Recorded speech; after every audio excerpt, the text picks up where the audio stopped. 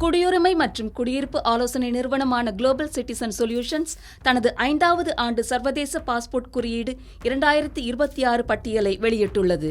இந்த பட்டியலில் இந்தியா 125வது இடத்தை பிடித்திருக்கும் நிலையில் இது கடந்த ஆண்டு இருந்ததை விட ஒரு இடம் பின்னடைவாகும். பொதுவாக பாஸ்போர்ட் தரவரிசை என்றாலே விசா இல்லாமல் எத்தனை நாடுகளுக்கு பயணம் செய்யலாம் என்பதே பலரின் நினைவுக்கு வரும்.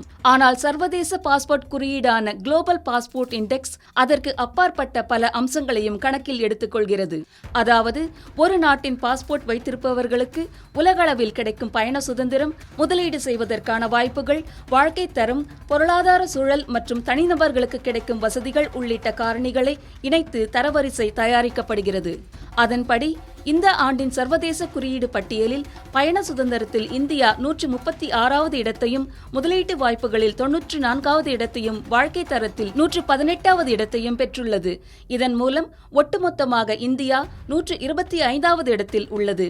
இது கடந்த ஆண்டை விட ஒரு இடம் பின்னடைவாகும்.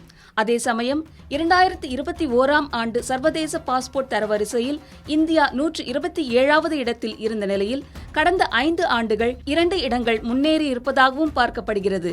தொடர்ந்து இந்த அறிக்கை இந்திய பாஸ்போர்ட் வைத்திருப்பவர்கள் உலகின் பல நாடுகளுக்கு எளிதாக பயணம் செய்யும் வாய்ப்பு பெற்றுள்ளனர் எனவும் தெரிவிக்கிறது.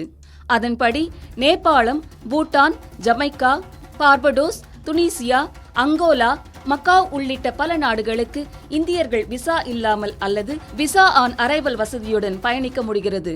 அதேவேளையில் இந்திய பாஸ்போர்ட் வைத்திருப்பவர்களுக்கு America, England, Canada, Germany, France, Japan, Australia உள்ளிட்ட பல முக்கிய நாடுகளுக்கு பயணம் செய்ய முன்கூட்டியே விசா பெறுவது கட்டாயமாக உள்ளது. அதேபோல இந்த சர்வதேச பாஸ்போர்ட் குறியீடு 2026 பட்டியலில் ஸ்வீடன், சுவிட்சர்லாந்து, பின்லாந்து உள்ளிட்ட நாடுகள் முதல் 3 இடங்களில் உள்ளன.